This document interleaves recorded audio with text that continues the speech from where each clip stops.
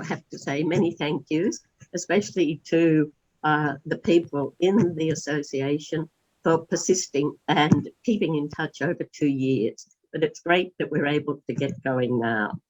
The title of my talk expresses what is really a common sentiment. We all want to grow old in our own home, but there are many buts that I will look at that limit this possibility.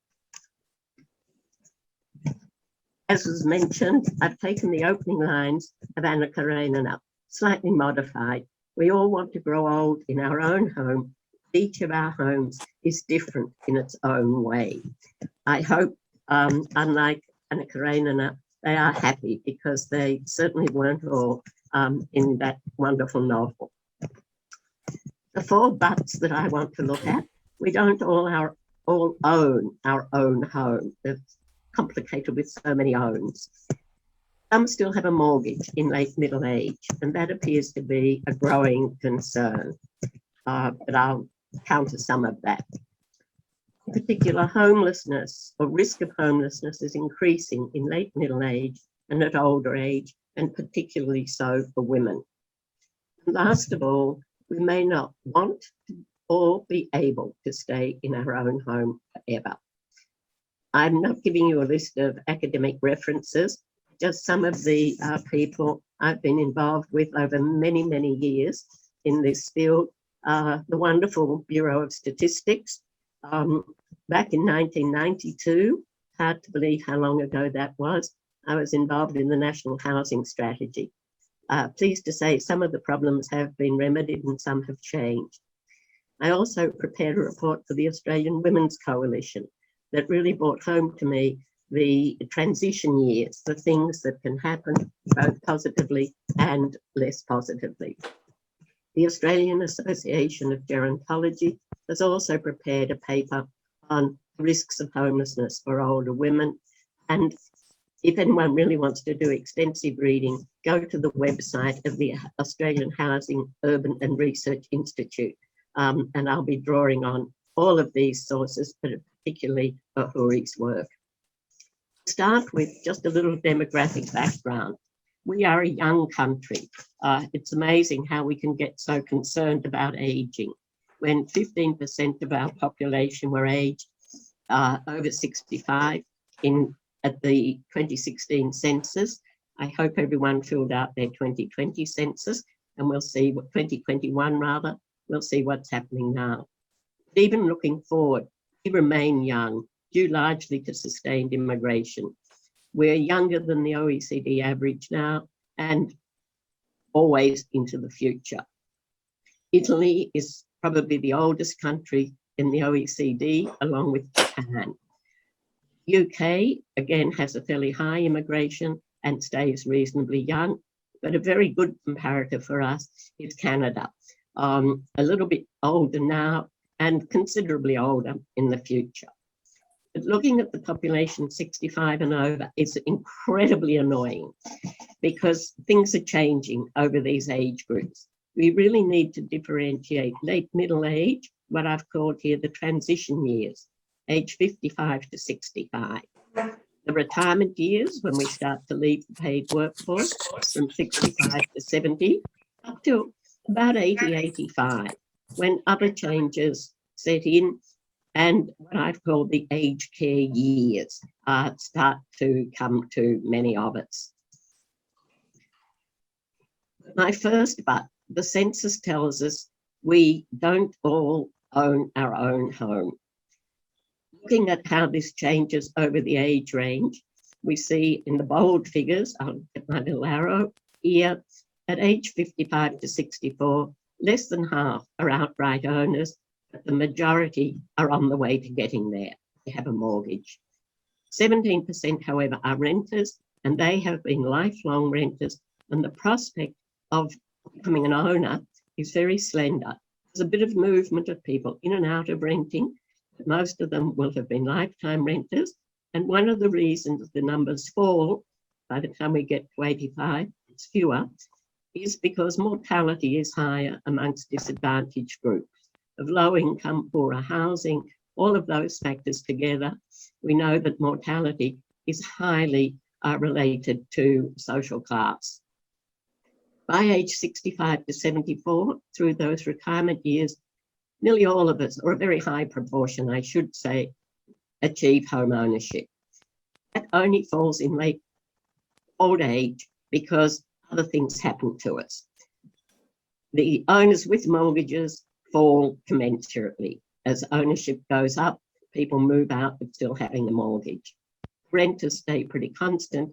And the interesting group in old age are others and non-private dwellings. So we have quite a move into different settings for our own home over the years. I want to make the point that who we live with also changes considerably. This is the family tree from the Karenina. You don't have to see it in detail, but you can appreciate how many people there are in all of these different boxes. I think there were 27, including 7 adults living in the same Karenin household. Not perhaps the situation we would all want today. But whoops, oh, sorry, I've gone back. How do I go? Whoops, there we are. Multiple family living, extended family living has never ever been common in Western Europe, North America or Australia. More common in Southern Europe and some other parts of the world. But our demographers show us very, very clearly that this was not a common pattern in Western Europe. It's also not common in modern countries where incomes are high and people can afford to have separate households, and marriage patterns, inheritance and so on make for independent living. Australia also is historically a young immigrant population. Many people have a view that immigrants are more likely to live in extended family households. But in fact, you have to be living here for 3 generations before this can happen, before you can have grandparents, parents, and grandchildren in the same household.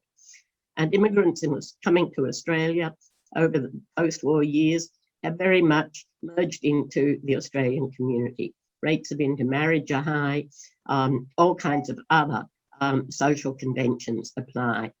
I lived for many years in inner parts of Melbourne, in Paran and Brunswick, with many old Greek and old Italian neighbours, wonderful sources of occasional meals, I have to say. And many of these households were older couples, or especially older widows. They were never going to move out of that house they bought in 1976. And their children, however, had moved to much bigger houses in outer suburbs. So that pattern really does not hold up. It can be at different phases, but it's not really the norm, even in those households. And particularly one of the younger household is likely to be an Anglo or from another cultural background. Multiple family households, in fact, are very, very varied. They constitute a pretty steady percent of the older population. About 18% live in households where they still have children. They're not just living as a couple. The couples only are the most common, but singles and these multiple households are about another 20% each. But they're very varied. We all know about the children who never leave home. We also know about the children who come back home. And so we have a great mix here, and things change over time. One of the things that it's quite hard to untangle in some cases is who actually owns that house. Who is aging in whose house? Is it younger children staying with older parents, or have an older parent, moved to receive care from a younger child, or a grandchild? But 3 generations are still the exception. Many of those multiple family households are 2 generations, but not 3. And as I've mentioned, not all family households are happy. The reasons for forming them often arise from difficult circumstances, and living together sometimes is the solution, but it's not so in all cases. Now I want to move on to my second but, and this is the increase of entering retirement with a mortgage. It's been flagged as a considerable concern by Professor Rachel Ong, or Rachel Ong-Vitor, I should say, Curtin University. And I've divided this risk up into 4 different groups. Whether the mortgage is on the person's own home or for investment. The banks are very keen to lend us as much money as they can these days. But in the first quadrant here, this group who are at low risk, they discharge the mortgage when they plan. Some may put extra money into super, very good place to park your money, to boost their pre-retirement balance and pay off the mortgage. They can use their super if needed, but that will mean they may have a lower future income. Another group who are somewhat higher risk, they have a lower income, they started later for a variety of reasons, they have little super, the house may be of lower value, and while that may seem impossible for anyone living in a capital city, it's not so for many living in rural areas. They would have sufficient assets in their house to downsize if they wanted to, and I'll come back to that question. The ones who are facing some risk are those who have invested, borrowed against their own home for various activities. Some may have a second house, which they intend downsizing. In Canberra, I know a number of people who have a house down at the coast, and they intend moving there, selling the house in Canberra. Very wise strategy with no capital gains when you sell your own house. The money that's left over, if you time this right, you can still pump some of it into your super. Now that's the good plan. That's plan A. Others, however, invest in businesses and what we call BOMAD, the Bank of Mum and Dad, their children. One of the gerontologists, Michael Corley, I think it is, he talks about the nasty children. And if people borrow money and lend it to their nasty children, whether it's for their house or for a business, things can go wrong. And this is where we move into high risk group. People who upsize, and this investing in your own house and then selling it, no capital gains, sounds great. But if things go wrong, around 2008 with the global financial crisis, many who'd done this felt the financial strain, especially if one lost their job. There can be upsets in the property market. The prophets of doom tell us it's always around the corner. They can sell or draw on their super, but if they don't have sufficient other assets, they will be carrying debt into retirement. And I've highlighted this again here, and little arrows, the borders between each quadrant are permeable, dotted lines. You can move from one to the other, up and down. The movement into this quadrant is least likely for the low risk group. They've got things pretty well sorted out. It's moderate for those who face some risk. If things go wrong, there are upsets in their lives. This group can be exposing themselves to substantial risk. Often because they can borrow and borrow quite a lot, they are the ones who are least likely to expect these shocks and may not be well able to deal with them. One aspect of those quadrants going back to them, however, is the flows can go the other way. Inheritance, property accumulation, and other financial accumulation in super. We have a group of wealth builders in Australia. The winners from inheritance are those who benefit from a major form of intergenerational transfers. And this can contribute to ownership in middle age.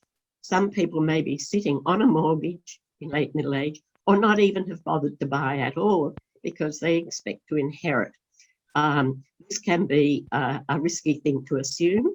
They may not know the will and the wishes of their parents.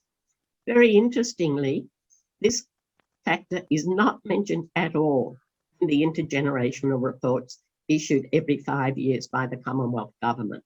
The last one came out this year, and annoyingly, everything looks at the under and the over 65s with no further breakdowns, and especially over this transition age group. but inheritance and housing wealth, oddly, do not seem to be part of the Treasurer's thinking. So those are the winners. The losers, there are some. The deceased, those who leave the estate, cannot miss it. The heirs cannot miss what they have never had. They may have expectations, and their expectations may be disappointed. If we are looking at using intergenerational wealth as a source of revenue for all sorts of things, the intergenerational reports could never seem to make up their mind. Were we going to be sent broke by the ageing population, or was it all going to be all right? And each one, the first one, Joe Hockey, was a prophet of doom. Then we had Kevin, who told us it was all going to be all right apart from climate change. And they've gone up and down in various messages ever since. The current one is very flat, very much will all be all right.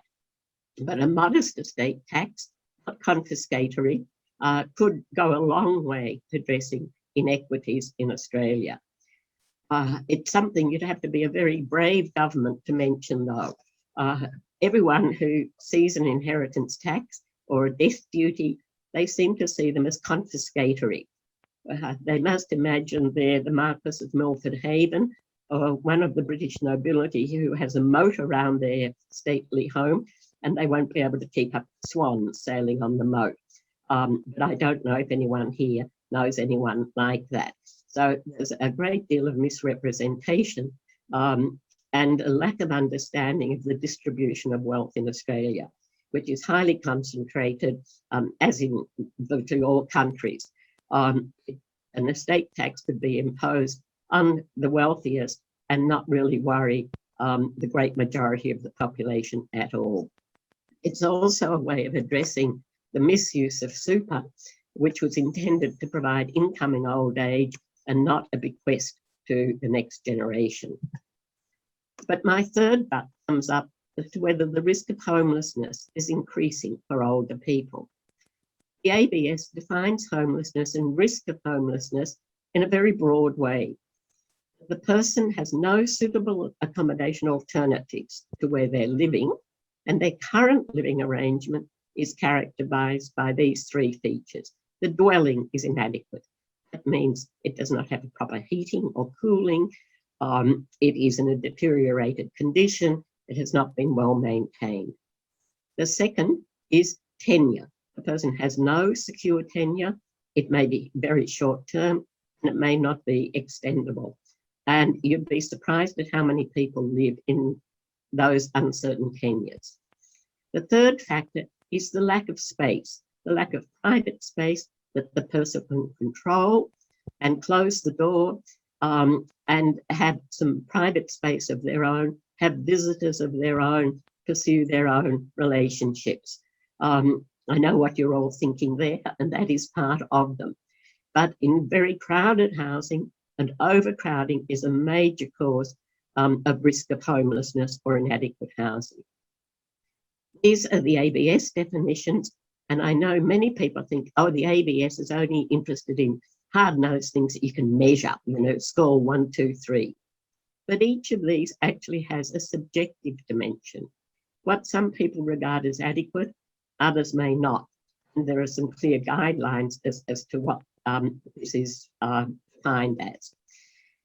Tenure, again, the security of tenure has a huge benefit for mental health and being able to live a stable life, as do being able to maintain your social relationships. So these are quite subjective dimensions in many ways. There are also complex dynamics and interactions between them. It doesn't have to be difficult to think of living in very inadequate dwellings that are rented on a very tenuous basis, and that no one would want to invite anyone to visit them in. But obviously, many more complexities than that. So the risk of homelessness, again, the ABS figures show us that the risk of homelessness is indeed increasing for older people. This graph shows us from 2006, here's the arrow, through 2011 to 2016, and we can look ahead to where it might go here. The top line is my transition age group, 55 to 64, the 65 to 74, and the 75 and over, where there's been virtually no change. Some increase through this age group, but that may change as they really reach retirement. The steepest increase for this younger group. And this really comes from several sources.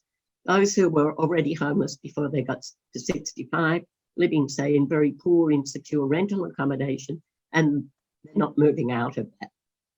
There are also those who face new risks of homelessness associated with the transitions. The world we live in is changing very much. What used to be very short stages through our life course have really changed.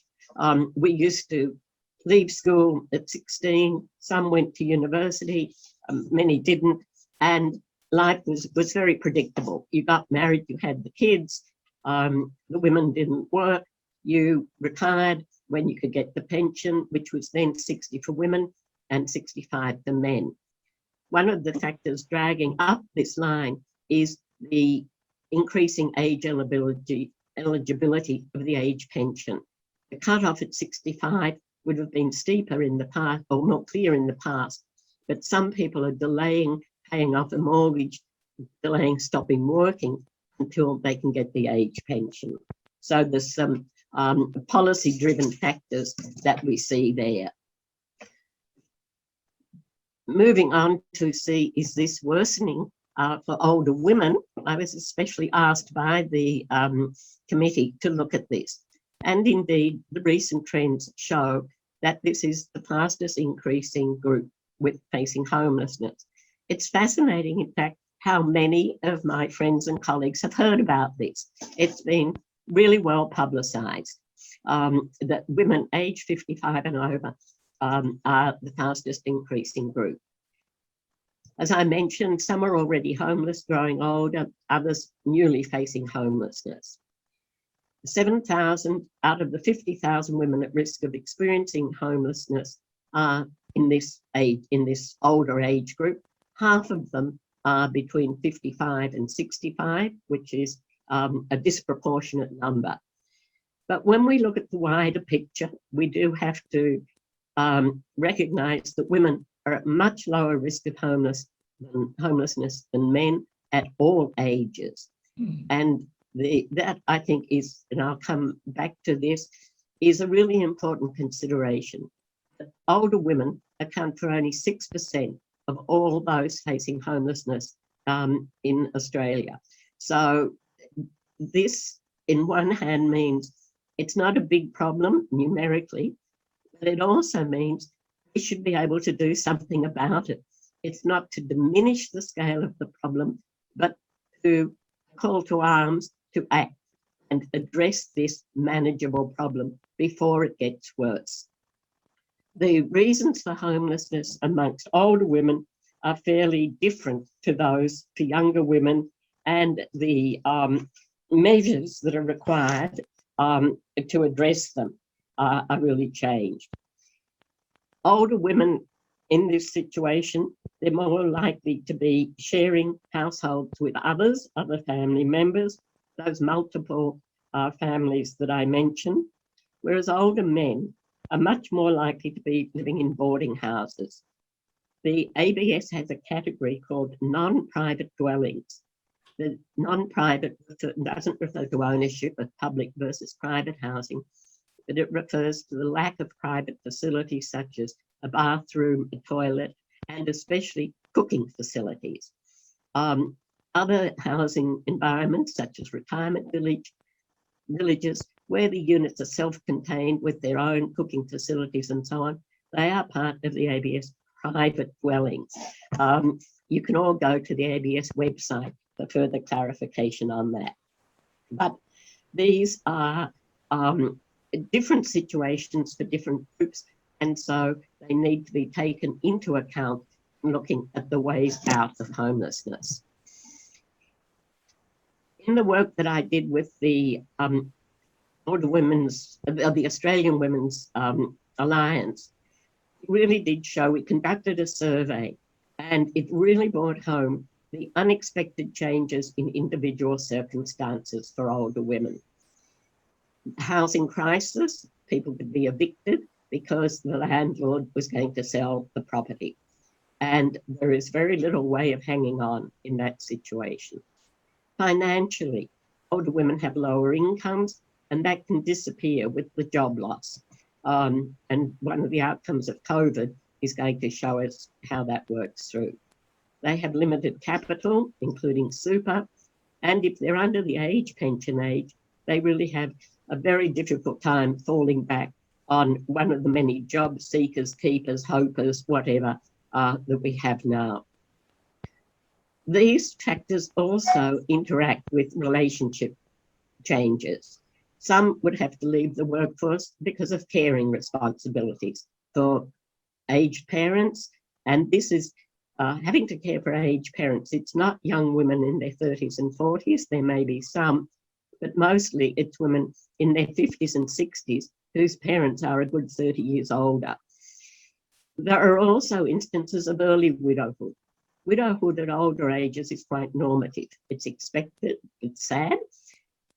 What is unexpected in late middle age is divorce, but it sure does happen, and domestic violence, elder abuse. And sometimes all of these things can interact. If any one of those things goes wrong, it signals difficulties. If several of them go wrong at once, it compounds the adverse effects. But looking only at this column really ignores the other half of the problem, the societal constraints of getting your life back on track. There's a lack of alternative accommodation. A few years ago for another conference, I had a look at the availability of different forms of older people's housing in Canberra. Anyone who wanted to buy a 2-bedroom, single-level townhouse, or in those days, I think I said 500,000, there were 2 in the whole of Canberra for the month of September that I looked at. So you're not going to be very lucky there. And there were not even many apartments in that price range. One of the biggest problems is if there is divorce or other reasons for not being able to maintain a mortgage, in a double household or a single person household, people will end up with not enough finance to participate in the housing market. They may face what I've called here the assets or the capital trap. In divorce, each ends up with with just half a house, not enough to buy a whole house. And finding lower cost property, including the psychological adjustment to that, can be extremely difficult. Those banks that were so keen to lend you money to upscale the mortgage are not so sympathetic in this situation. And there's also then the affordability and the suitability. I've just given the example in Canberra, and I'm sure it's probably even worse in Sydney and other capital cities, and even in regional country towns. The major failing is the lack of public housing. Many in the past who might have expected to get on the pension and move from private rental into public rental will find this has just been dwindling over many, many years. The growth of social housing run by community groups has some wonderful examples, but there are very few of them. And getting these projects going on a sufficient scale is really very difficult. They are very contested. And this is where I'm going to look at a recent case study here in Canberra. Just take a moment to look at each of these photos. Here we have a block of apartments. Here we have what looks like townhouses, similarly here, and here a plan for a new development. Which ones of these do you think are public housing or social housing for older people? Which ones are private? And how can you tell by looking at them? I can assure you many people think they can. And any move to build older person's housing Oh gosh, it's just going to be terrible in my neighbourhood. Just quickly, this is one of the Common Ground projects. Many of you have probably heard of Common Ground, based on a US model, generally much smaller scale in Australia, and sufficiently established now to be rolled out. This is in the northern suburb of Gungahlin in Canberra, and I'm very pleased to say there's another one going up in the neighbourhood that I live in, right next to the shops. And this one is also very well located. This one is an Abbeyfield house. Again, you may have heard of Abbeyfield in the suburb of Curtin in Australia. And when I drove out to take the photo, I had trouble finding it compared to the other ones in the street. So it really doesn't look very different at all in a slightly Federation style. This one, these houses, I should say, not just this one, is in the suburb of Ainslie in North Canberra, and in a suburb, very nice suburb. And these two houses are a subdivision in a street called Rutherford Crescent. 4 blocks on one side of Rutherford Crescent have been subdivided and turned into dual occupancy. So gosh, the density has gone up on these ones. Opposite these 4 redevelopments, there is a planned development by the YWCA for a 10-unit housing project for older women at risk of homelessness. And this, as you can see, the built product won't look very different to what is already in the neighbourhood. But oh boy, has this been a contested development. The project, developed by the YWCA, a very impressive group of young women, accountants, lawyers, actuaries, and so on, architects. So this project has been driven by women. It's been for older women at risk of or already homeless, 10 units in this inner suburb, and approved by the ACT government with a grant of $1.2 million. There is gender and age discrimination writ large in this project.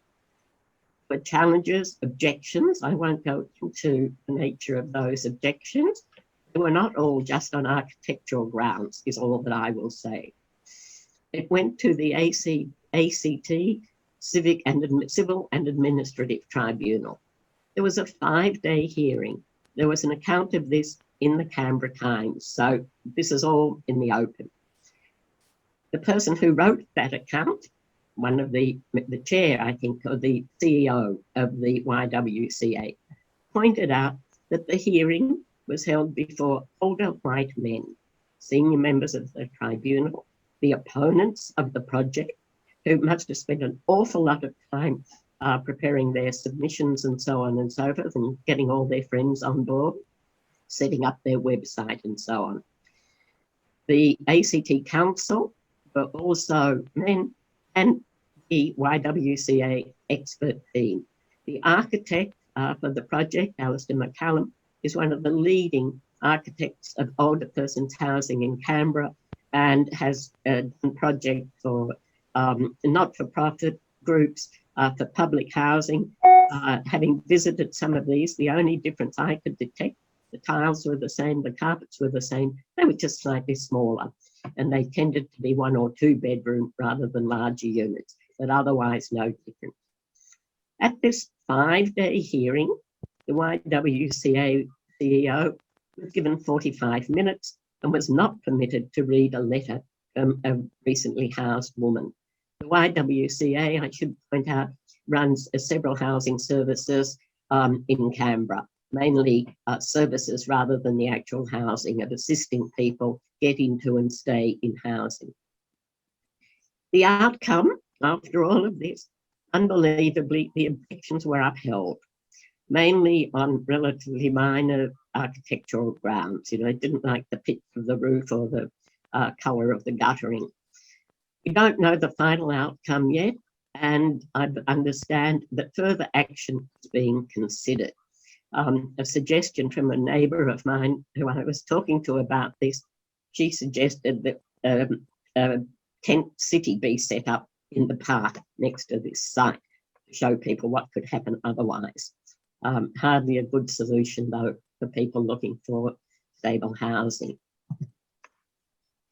Framing the response to these difficulties for any homeless group, or particularly for older women, there are a number of questions I have here.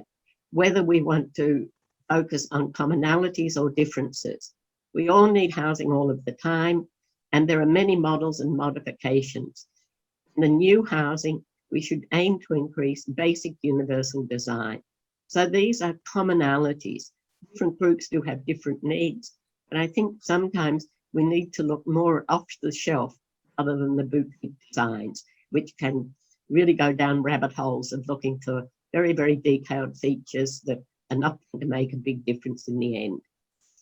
For the group of middle-aged, late middle-aged and older women, the long-term consequences, if these problems are not addressed promptly in a few years, really are severe.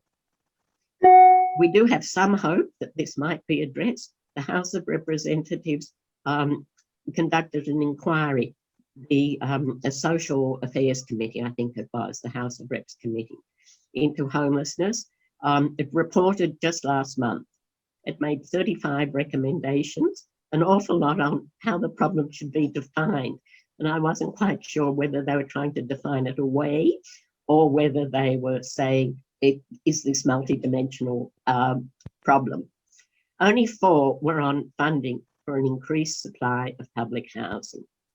One of the difficulties here, and it is canvassed in this report, the Commonwealth pays a cash benefit of rent assistance for people in private rental accommodation. The states and territories provide the bricks and mortar housing, and there's argy-bargy between these all the time. There is, however, an emphasis on what is called the housing first approach. For all groups, no matter what their problems, they will all be reduced by having housing. Instead of sleeping rough on the streets and being admitted in and out of acute hospital with thousands of dollars a day because of being bashed up and becoming very sick and so on, housing first is a solution that's been demonstrated to be very effective in those wonderful Scandinavian countries. The report also asked about the role of aged care providers. And I think when we look at the age range involved here, and everybody needing housing all of the time, but only some people needing aged care some of the time, we need a much wider and different range of providers. Some of the aged care providers do provide housing, and they do operate retirement villages, but they are not generic housing providers. And many in this inquiry said they didn't have the skills or the capacity to become such. Now, on my last but, we may not be able to, or we may not even want to stay in our own home forever. Our own home does not mean the same home. And this has been a real problem in aged care policy that myself and others have tried to battle. The term aging in place sounds wonderful. It was developed when I started my PhD, actually, by a geographer, an urban geographer at the University of Chicago. It meant staying in the same neighborhood and the difficulties, even then, of not having other choices of housing. It did not mean staying in the same place forever. It was absolutely subverted in recent Commonwealth policy by staying in a hostel instead of having to move to a nursing home.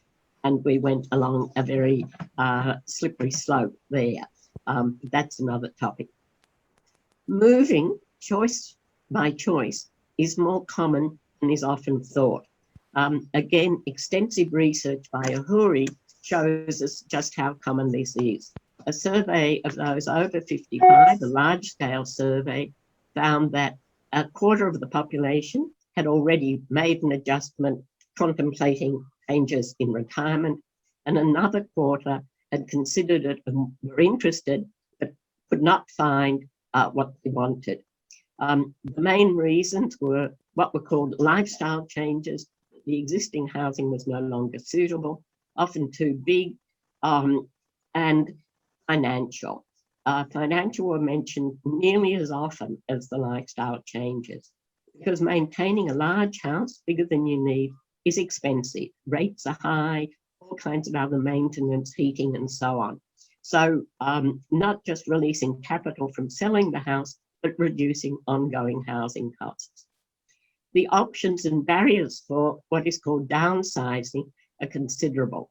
The Uhuri research actually refers to right sizing, not necessarily downsizing, because often people wanted a house that was as big, nothing like that spare bedroom, but they didn't want extensive gardens. Finding these options, very, very difficult in the open housing market.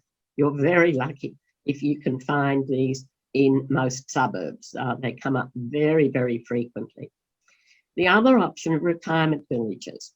And retirement villages, I have to say, have been, I would even say, reviled by many, loved by most of those who live in them.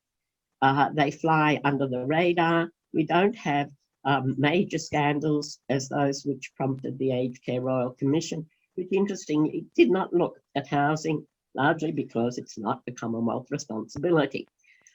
Retirement villages come in many, many sizes and shapes, and as many people have made the choice to move to a retirement village as have had to go into a nursing home, which is not really a move of choice.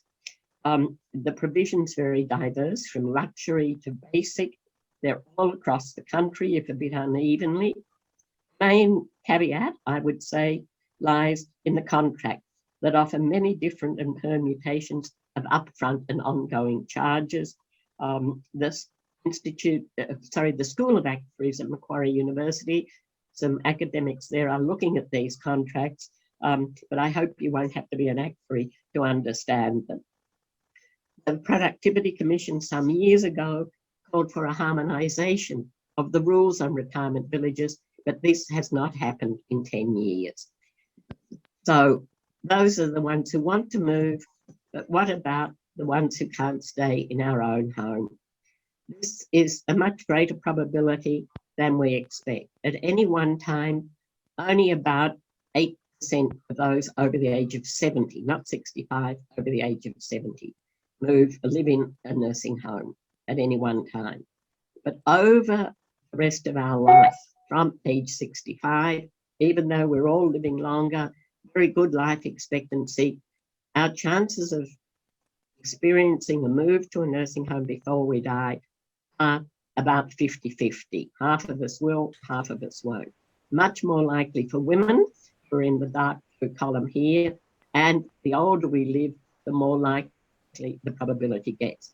The average age of admission is about 84, and if we get to this, about average life expectancy, we can see we have an even Steven chance of needing nursing home care. It's a case of all those who say, I'm never going to move to a nursing home. Your other options for where you might die would be an acute hospital, but if you have dementia or some other long-standing chronic illness, you're not going to stay there for very long. If you're lucky, you can die in your sleep. Unfortunately, that doesn't happen for many of us. And other places of death, accidents and so on are probably not what we would choose. Looking at nursing homes, despite all the controversy of the Royal Commission, I do have some good news. That they are not as grim as the Royal Commission has presented. Some are dreadful, but others are excellent.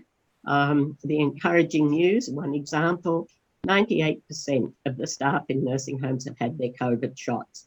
So they're not all unable to respond, and the providers who have supported this. That's just one message.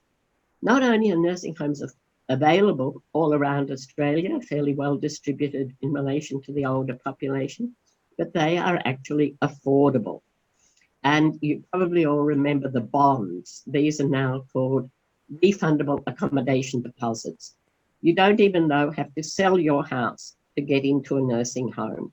More and more of those who have to pay, who meet the means test, are making payment, a daily payment that is like a rent or paid monthly from other resources or from renting the house and so on. The idea that you have to sell your home to pay for nursing home care is not in fact correct. And if you do not have the means, if you are a renter or not a homeowner, or there is indeed a protected person, a family member, carer still in the home, you don't have to pay. The Commonwealth pays an accommodation supplement, and indeed half of all the residents in nursing homes receive that to cover the full cost or part of the cost of their accommodation. The other good news is if you do have to go into a nursing home, for many, it's not for very long. A third do not have a stay longer than 6 months. It is not years and years and years for everyone. The average is about 2 years, but the average distorts or is distorted by a small group with very long stays. So nursing homes are not to be as feared, perhaps, as some may think. But with that good news about where we end our lives, I need to return to Tolstoy. Here he is, sitting outside his home. He was born in this house, this property, Krasnaya Polyana. He lived there for his whole life till he died at the age of 82, and he is buried in the grounds of this home. Now, I'm sure if we had a home like this, we would all want to have the same stable life course. But as in Anna Karenina and his other novels, it was not a happy home all the time, or indeed for all of those many people who lived there. We had Shirley give us the closing words of Anna Karenina at the end of the novel, and that we can make, if we are able to, make every minute of our lives a very positive experience. Many other authors have written about growing older, perhaps not at the length that Tolstoy has, or indeed as eloquently, but perhaps easier to read. And instead of leaving you with a list of academic papers that I will provide when this lecture turns into a publication, I'm going to close instead with some reading to entertain us while we're in lockdown at home. We could go back to Anna Karenina, which would last us a good while. 2 novels here by English women writers, Margaret Drabble, Dark Flood Rises, about the loss of sight impinging on a woman's ability to stay independent. Deborah Mogash, The Carer, what can happen when a carer comes into your elderly father's household. More humorous, in fact, in the novel than it probably is in real life. And there is the wonderful Elizabeth Jolly's Mr. Scobie's Riddle. Mr. Scobie was a resident in a nursing home. I read this when I was doing my PhD, and writing about nursing home patients, I obviously abbreviated to the PITS, the PTSs, and it's exactly the same in the Elizabeth Jolly novel. Hopefully, if we do become in a nursing home, it won't be for too long. And there are many, many other novels that are really worth reading. We should make an exercise for a year to read novels about aging and what happens to our homes. I've only a few here, but if you have others to suggest, please send them in via the association's website. It's there and it has a little box for us to comment on.